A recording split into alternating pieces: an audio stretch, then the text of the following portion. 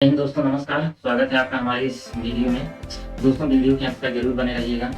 जैसा भी होगा कमेंट बॉक्स में कमेंट करके कर दीजिएगा और दोस्तों वीडियो को और लोगों के पास शेयर करिएगा, चैनल को सब्सक्राइब भी करिएगा। चलिए दोस्तों मिलते हैं। ईंट, मकान, सड़कें, नालियाँ तथा सुनियोजित नगर आज आप जो देख रहे हैं दोस्तों, आप सोच रहे होंगे कि इसका विकास कब और कैसे हुआ। यह पहली बार अस्तित्व में कब आया होगा, अगर आप नहीं जानते तो आइए आपको लेकर चलते हैं इसके अतीत के बारे में। ठीक, तो चलिए आज देखते हैं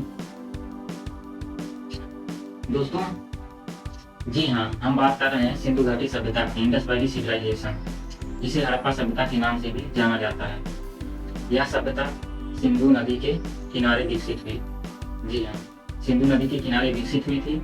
आपके जहन में यह प्रश्न उठ रहा होगा कि सिंधु घाटी सभ्यता को हड़प्पा सभ्यता क्यों कहा जाता है। जी हाँ दोस्तों, हड़प्पा सभ्यता इसलिए कहा जाता है, दरअसल इस सभ्यता के सबसे पहले हड़प्पा नगर की खोज हुई थी, जिसके चलते सिंधु घाटी सभ्यता को हड़प्पा सभ्यता के नाम से भी जाना जाता है।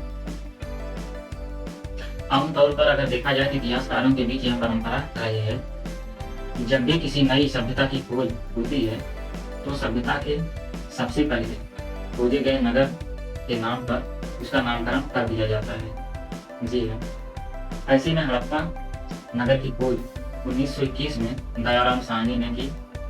तो भारतीय पुरातत्व सर्वेक्षण विभाग के महानिदेशक जो कह रहे हैं सर जॉन मार्शल, जो कि सर जॉन मार्शल ने दुनिया को हड़प्पा सभ्यता के बारे में बताया और विस्तार से अवगत भी कराया। वही माना जाता है कि हड़प्पा सभ्यता 2600 ईसा पूर्व से 1900 ईसा पूर्व तक इन्हीं दोनों के कालखंड के बीच में विकसित हुई होगी। इस सभ्यता का सबसे अनोखा पहलू अगर देखा जाए, सबसे अधिक विकसित नगर नियोजन प्रणाली थी। इनका नगर विन्यास बहुत ही अच्छा था। हालांकि उस समय विज्ञान का युग जो है नहीं था, फिर भी शहरों को सुनियोजित तरीके से बनाया गया था। यही जान लीजिए, जहाँ शहरों को मुख्यतः दो भागों में विभाजित किया गया था। इनमें ऊंचाई पर स्थित जो दुर्ग यानी किला था, आमतौर पर निचले क्षेत्र में रहने वाले घर शामिल थे। किले में प्रशासनिक और धार्मिक केंद्र होते थे। इन शहरों को खास ग्रिड पद्धति के रूप में बनाया गया था, जहां अत्यधिक नियोजित जल निकास प्रणाली थी। वहीं वर्तमान की बात करें अगर, तो अत्याधुनिक तकनीकों से सुसज्जित दिल्ली जैसे महानगरों में व्यवस्थित ड्रेनेज प्लान नहीं है, जिसकी वजह से आए दिन दिल्ली की गलियों में पानी भरे रहते हैं। जी हाँ, इन समस्या को देखने को मिलती है दिल्ली में। जबकि हड़प्पा सभ्यता के प्रत्येक घर के पास एक निजी कुआं होता था और पानी की निकासी के लिए सड़कों के नीचे ड्रेनेज सिस्टम होते थे। जी, जल निकास प्रणाली आज भी कई आधुनिक शहरों के लिए एक मिसाल बन गई है। जी हाँ, वही हड़प्पा सभ्यता के शहरों में बनाई गई सड़कें और गलियां एक दूसरे को समकोण पर काटती थी और उनके अगल बगल घरों का निर्माण किया गया था।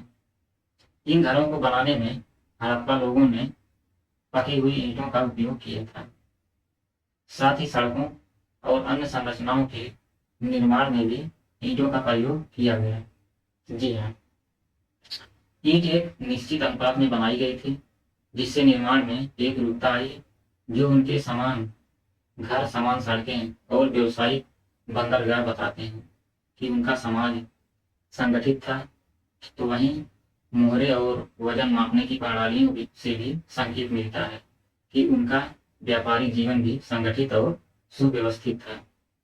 जी हाँ दोस्तों, हड़प्पा और मोहनजोदड़ो हड़प्पा सभ्यता के दो सबसे प्रमुख नगर थे।